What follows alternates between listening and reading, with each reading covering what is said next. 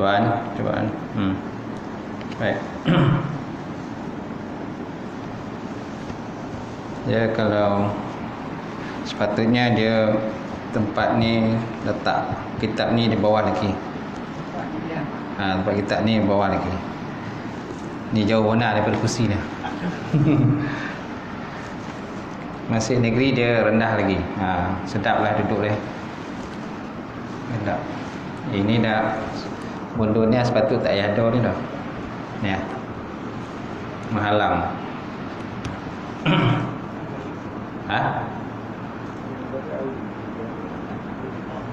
Potong je. Dah.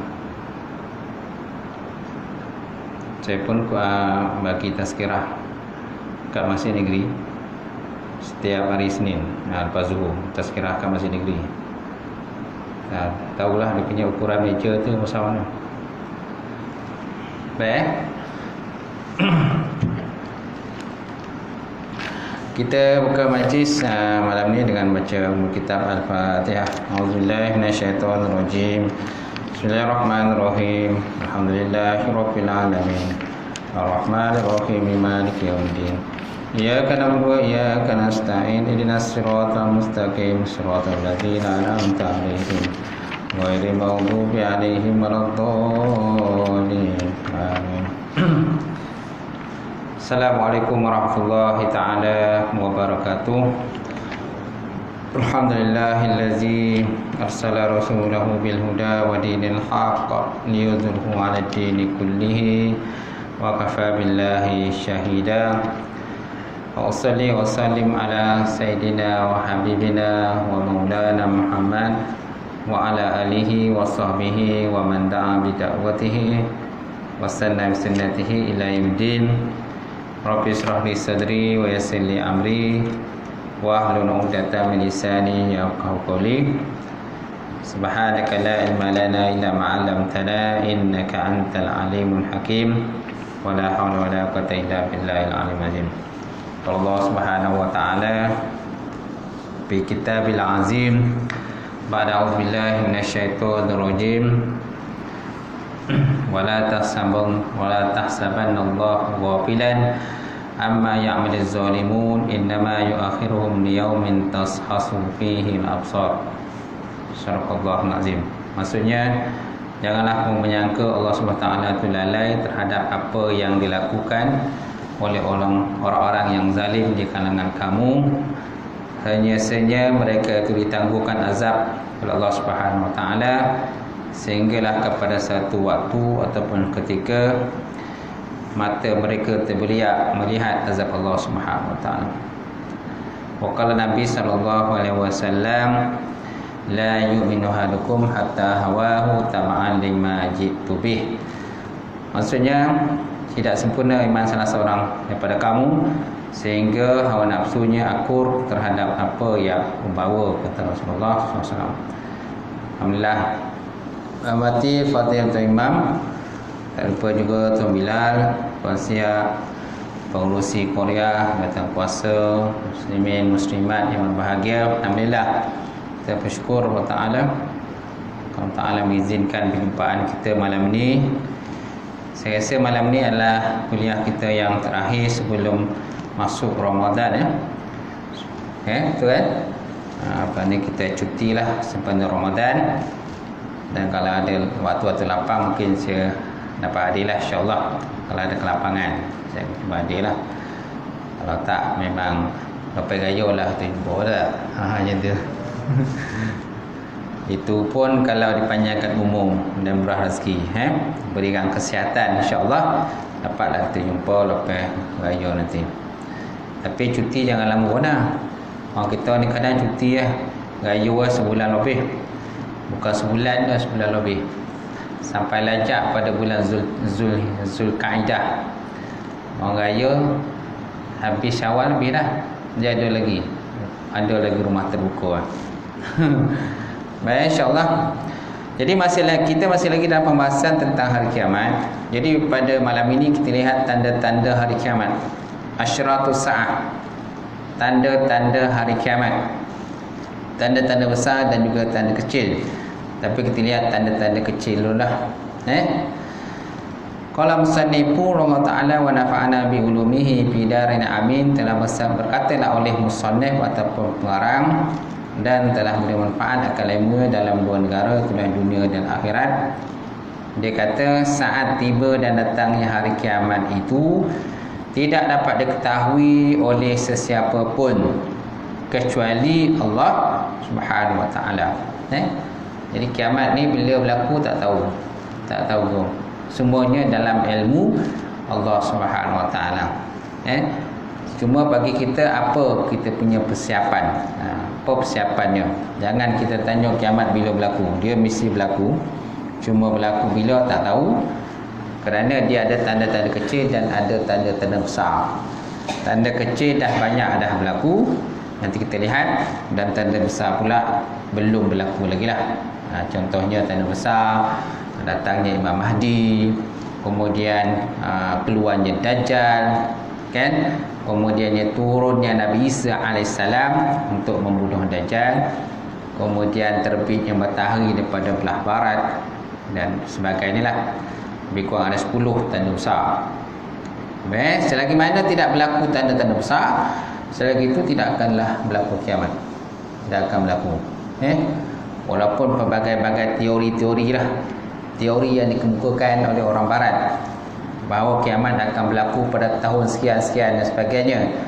Tetapi bagi kita dalam konteks kita orang Islam ni, kita pun ada kita punya panduan kita.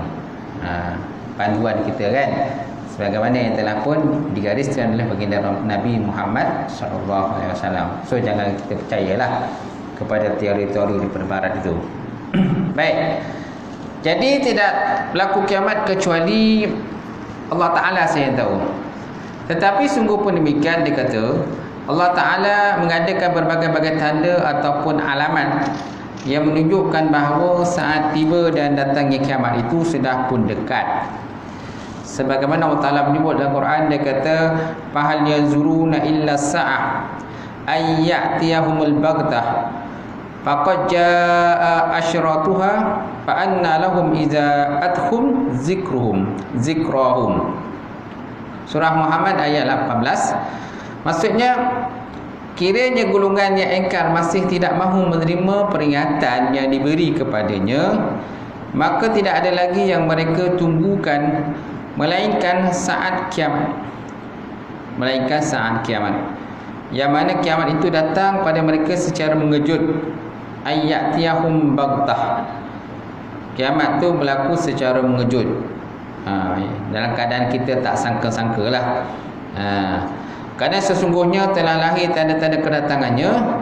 Kalaulah demikian, maka bagaimanalah mereka dapat menerima peringatan yang diberi kepada mereka apabila saat kiamat itu datang kepada mereka. Saat datang itu, kiamat itu datang pada mereka. Jadi dalam ayat itu Allah Ta'ala sebut, dia kata kiamat itu dia berlaku secara baghtah. Baghtah ni mana secara tiba-tiba. Kita tak tahu bila berlaku, dan kalau dia datang pun tiba-tiba. Contohnya kalau berlaku peristiwa tsunami pun dia akan berlaku contohnya tiba-tiba. Kadang-kadang alat pengesan yang dipasang untuk mengesan tsunami pun kadang-kadang dia tak boleh nak trace. Tak boleh nak trace kan. Bilakah berlakunya kiamat itu? Kalau berlaku pun orang kata kalau tsunami itu berlaku pun tuan-tuan mengikut kepada andaian-andaian mereka sajalah, berdasarkan teknologi yang mereka gunakan. Dan kita sebenarnya pun tak boleh juga bergantung sangat pada teknologi, betul tak? Kalau Allah Ta'ala nak datang ke tu, dia akan datanglah. Malahan bila dia datang tu, macam dia punya datang dia tu memang orang kata satu musibah yang begitu besar lah, yang manusia pun kadang tak boleh nak lagi lah. Contohlah tsunami tu macam mana, kadang dah nampak benda tu dah datang, air laut dah besar tu dah nampak datang, tapi masih ramai juga yang tak boleh lari, tu tak? Tak boleh lari. Terutama sekali contohnya orang tua, anak-anak, orang lemah kan, mereka tak boleh nak lari. Memang tunggu maut je lah, tunggu kematian saja. Bagi orang muda-muda ni, dia boleh lah start kereta ke, start motor dan sebagainya, cabut lagi. Tapi yang tu macam mana? Golongan-golongan wanita orang ramah tak boleh nak apa-apa. Besok kiamat macam itulah keadaan dia. Mungkin lebih teruklah daripada itu.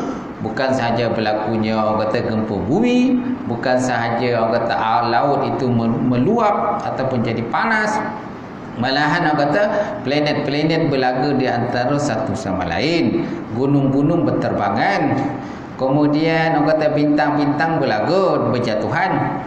Jadi keadaannya besok tu lagi teruklah berbanding dengan peristiwa gempa bumi, tsunami dan sebagainya. Betul tak? Baik, mengenai tanda-tanda kiamat itu akan tiba dan datang dengan berbagai cara. Jadi ada dua cara. Pertama tanda-tanda kecil, alamatus sughra. Yang kedua tanda-tanda besar. Baik, kita lihat tentang tanda-tanda kecil. Nabi SAW bersabda dalam satu hadis yang diriwayatkan daripada Anas, sabdanya, bu'istu ana wasa'ah kahataini wa asyara bisababatil wusta. Aku dibangkitkan dengan jarak kiamat itu adalah seumpama seperti dua jari ini. Kahataini, seumpama dua jari ini. Baginda mengisyaratkan dengan menunjukkan dua jarinya, jari telunjuk dan juga jari tengah. Jari telunjuk dan juga jari tengah. Telunjuk dan tengah kan. Jadi bagaimana kedudukan jari telunjuk dengan jari tengah? Jadi kedudukannya sangat rapat. Sangatlah rapatlah, bergandengan di antara satu sama lain. Inilah kata Nabi, jarak kebangkitan baginda Rasulullah dan juga jarak kiamat itulah sangat dekat. Kalau nak kirakanlah. Tapi walaupun dekat, tapi kiamat tu masih belum berlaku lah. Tak? Dan juga dalam peristiwa Isra' dan Mi'raj, baginda Nabi SAW orang kata dibawa dalam Isra' Mi'raj tadi, Nabi berjumpa dengan seorang perempuan tua. Okay? Dan mengucapkan salam kepada baginda Nabi SAW. Tapi Nabi buat tak tahu je bersama dengan Jibril. Jibril kata, jomlah, jalan terus, dia kata. Bila sampai satu tahap, maka Nabi pun tanyalah kepada Jibril, ya Jibril, apakah maksud dengan perempuan tua itu? Maksudnya ialah maksudnya menyatakan tentang umur dunia. Tentang umur dunia inilah. Di mana dunia ni dah merupakan seperti seorang perempuan tua yang bongkok. Jadi mana umur dunia ni memang sangat tua sangatlah. Apalagi kalau kita ni tuan-tuan umat yang terakhir, iaitu umat baginda Rasulullah sallallahu alaihi wasallam.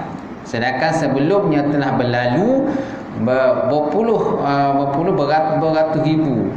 Ada yang nyatakan bahawa 124,000 orang nabi telah pun berlalu, kan. Dan Nabi ini adalah Nabi yang terakhir. Bayangkanlah jaraknya.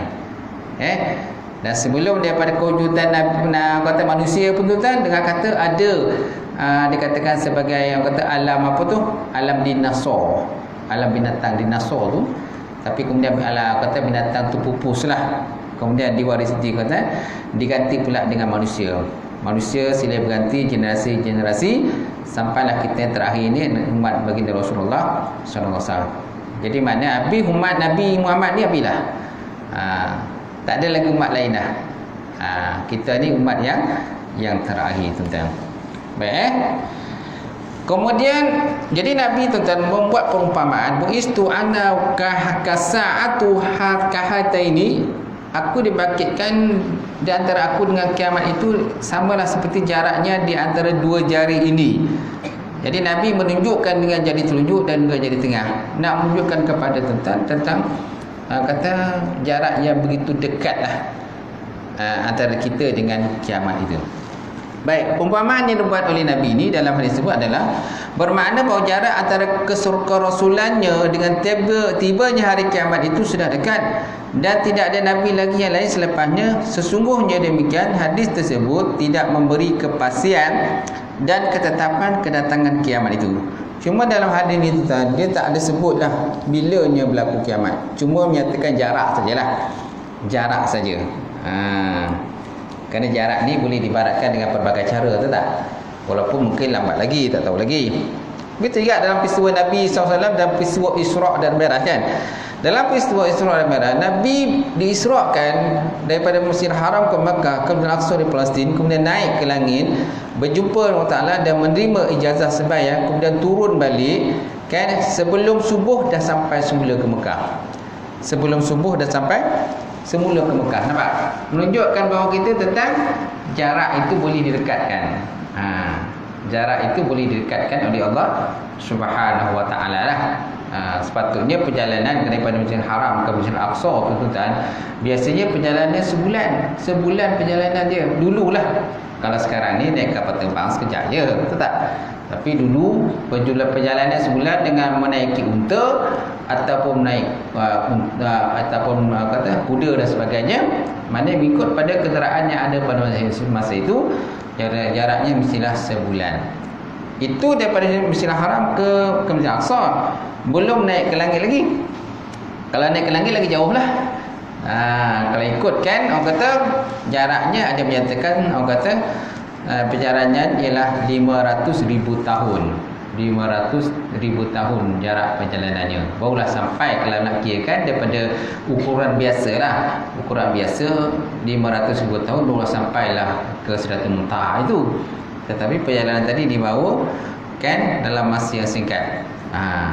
Dan perjalanan tadi dengan roh dan juga dengan jasad baginda Nabi Muhammad sallallahu alaihi wasallam, bukan dalam mimpi.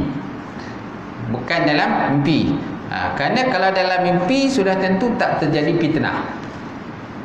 Dalam mimpi ya, mana ada terjadi fitnah, tak ada siapa pun nak marah. Kau Muhammad pergi mana? Aku mimpi tadi malam Isra dan Mi'raj. Oh, mimpi je, tak ada benda lah. Tak? Jadi tak ada jadi fitnah. Tapi ini bukan mimpi. Biruhi wa jasad, dengan roh dan juga jasad baginda Nabi Muhammad sallallahu alaihi wasallam. Dan dalam peristiwa itu Nabi dibawa, bukan Nabi bergerak sendiri.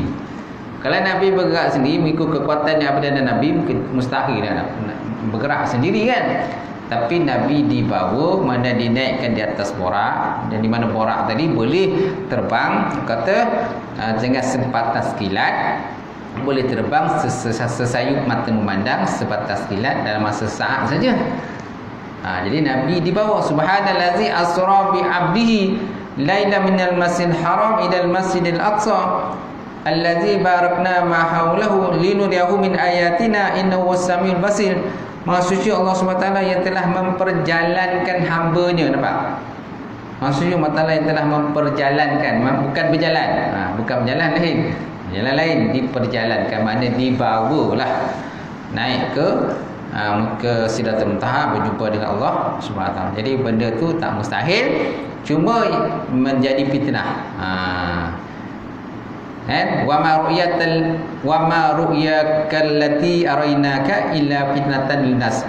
Tiadalah penglihatan yang kau melihat akannya melainkan dia menjadi fitnah kepada manusia, menjadi fitnah kepada manusia. Itu sebabnya ada yang beriman, ada yang murtad, ada yang tidak mengakui perkara tersebut.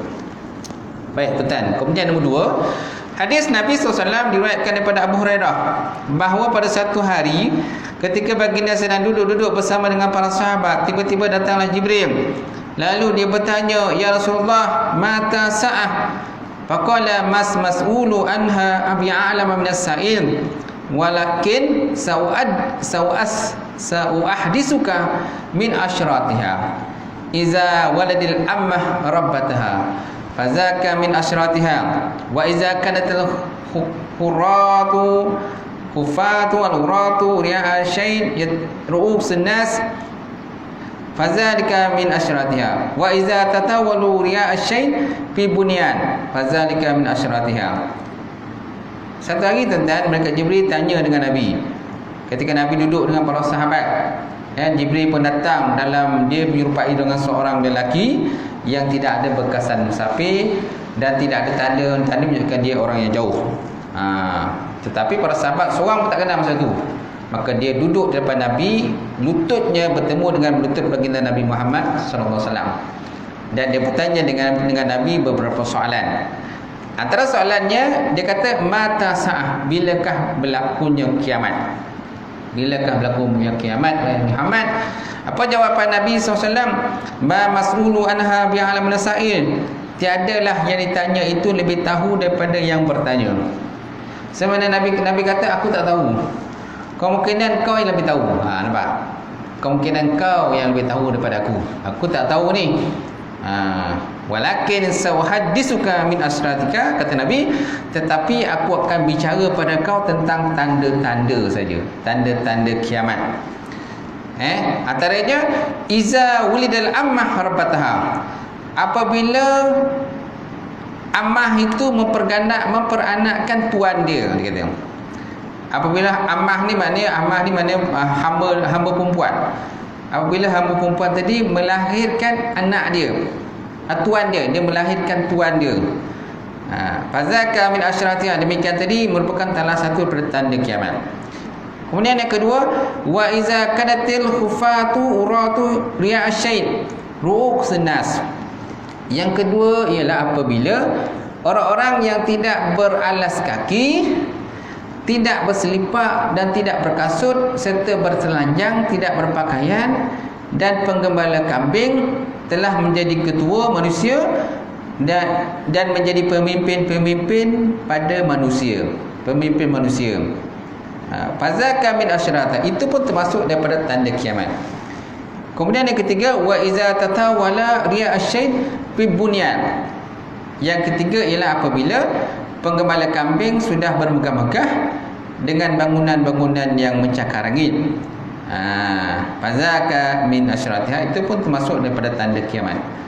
So maknanya ini Nabi kata ada tiga tanda kiamat. Tiga tanda kiamat yang disebut oleh baginda Nabi Muhammad sallallahu alaihi wasallam. Yang pertama, Nabi kata apabila hamba perempuan melahirkan tuan dia. Melahirkan tuan dia. Okey?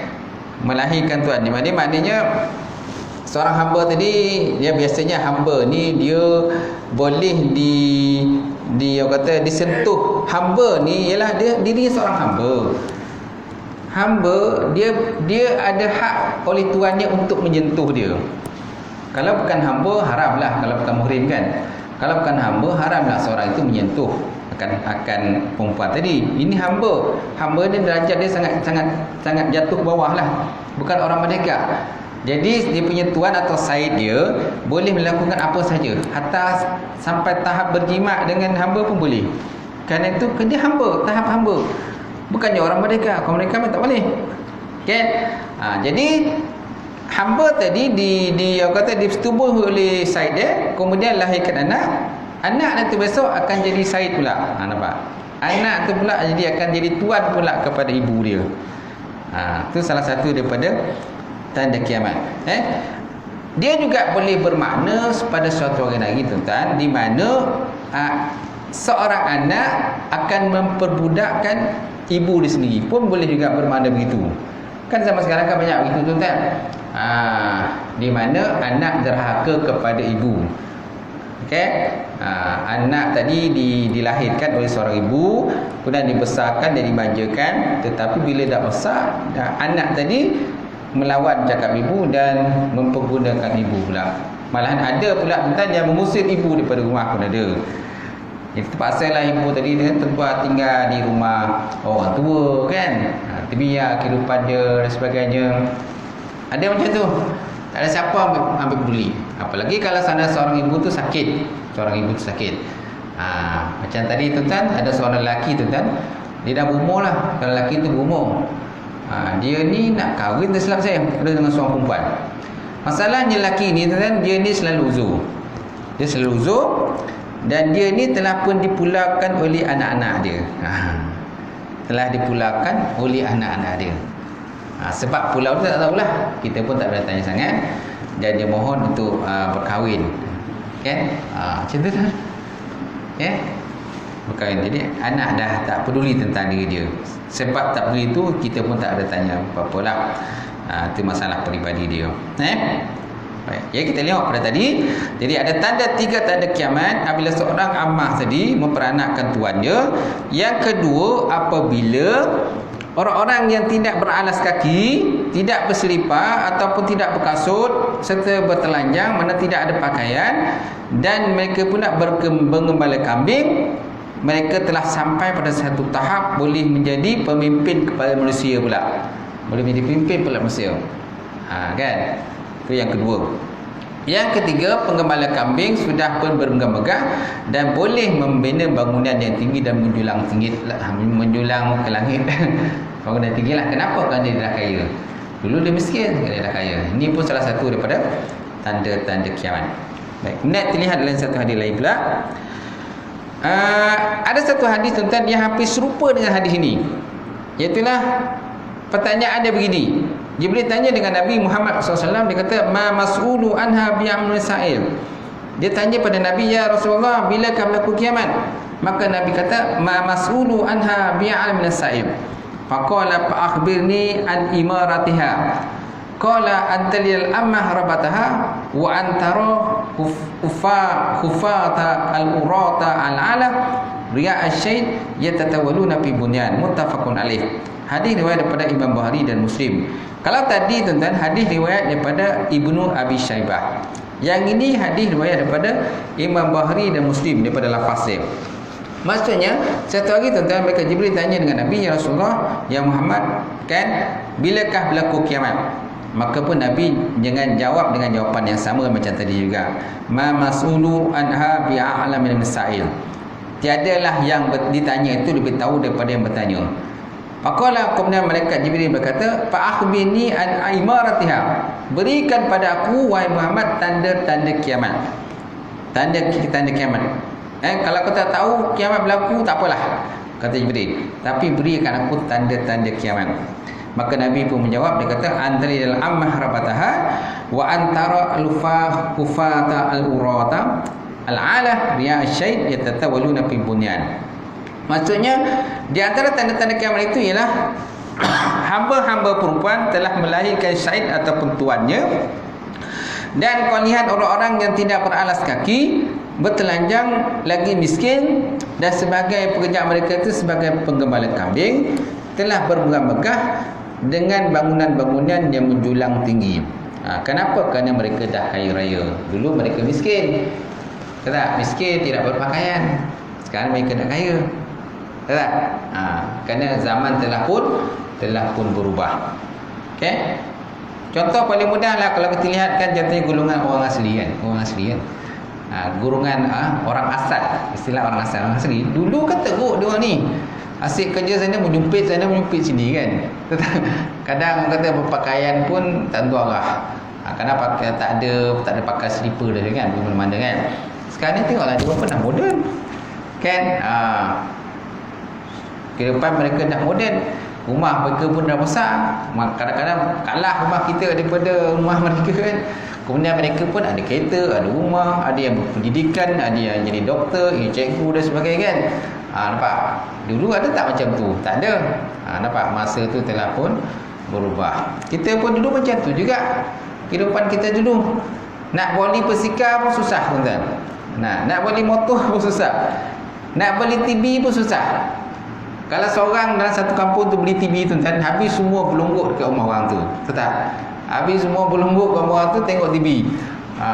Orang yang ada TV tu siap dia berniaga pula. Jual kepik lah, jual aiskrim lah, macam-macam kan. Kenapa orang akan selalu datang manja tengok TV? Dululah. Tapi sekarang ni semua orang ada TV. Betul tak? Semua orang, semua ada TV rumah. Begitu juga kenderaan kan, bersikar ke dulu susah nak beli bersikar. Nak beli motor pun susah. Kan? Tak mampu kita nak beli motor. Tapi sekarang ni semua rumah ada motor. Kereta pun dia kata melambat. Setiap rumah kadang-kadang sampai 10 kereta. Time raya lah. Time raya tengoklah berapa banyak kereta yang ada kat rumah. Dengan anak punya kereta, dengan menantu punya kereta, dengan cucu punya kereta. Betul tak?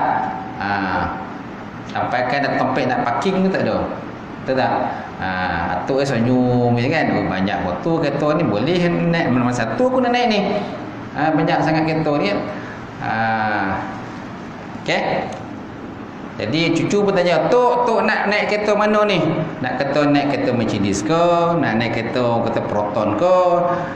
Nak naik kereta Iswara ke? Nak naik kereta Toyota ke? Semua ada tu.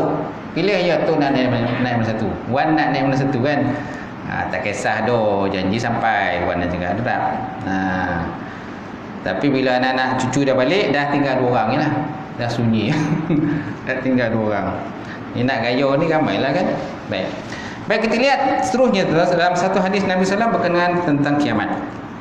Nabi SAW bersabda satu hadis, dia kata, la takum sa'ah hatta taqtatila fi'atani azimatani yakunu bainahuma maqtalatun azimatun da'watuhuma wahidah wa hatta yub'asa dajjalun kazzabun qaribun min salasina kullu yaz'umu annahu Rasulullah sallallahu alaihi wasallam wa hatta yuqbidul ilma wa taksuru zalazil wa yataqarabu zaman wa tazhuru fitan wa yaksuru haraj wa huwa al-qatlu hatta yaksuru fikumul mal wa yafidu hatta yahumma rabbul mal man yakbalu sarakatuhu wa hatta ya'riduhu fayaqulu allazi ya'riduhu alayh la araba li bih wa hatta yatatawallu an-nasu fi bunyan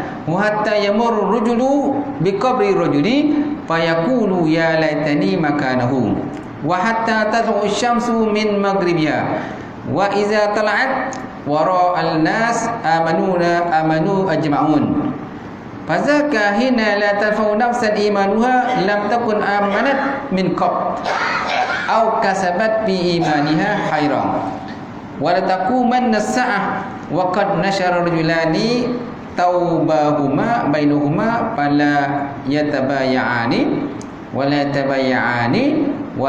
yatwiyani wa la taqumu as-sa'ah wa qad insarafa rajulu bil labanin lik hatihi fala yat'amuhu wala yaqumanna as-sa'ah wa huwa yaritu khawdahu fala yaski minhu wala taqum as-sa'ah wa qarafa'a aqlatahu ila fihi fala yata'amuhu. Akhrajahu Bukhari sahih, telah mengeluarkan ini oleh Imam Bukhari dalam kitab Sahih Bukhari lah. Baik, hadis ni panjang tuan. Ini nak cerita tentang tanda-tanda kiamat. Nabi SAW bersabda, dia kata tidak akan berlaku kiamat itu sehingga ada 2 golongan besar saling membunuh di antara satu sama lain. Antara keduanya itu berlaku peperangan besar di mana dakwa keduanya adalah satu kumpulan. Dakwa keduanya itu adalah satu. Ini yang pertamalah.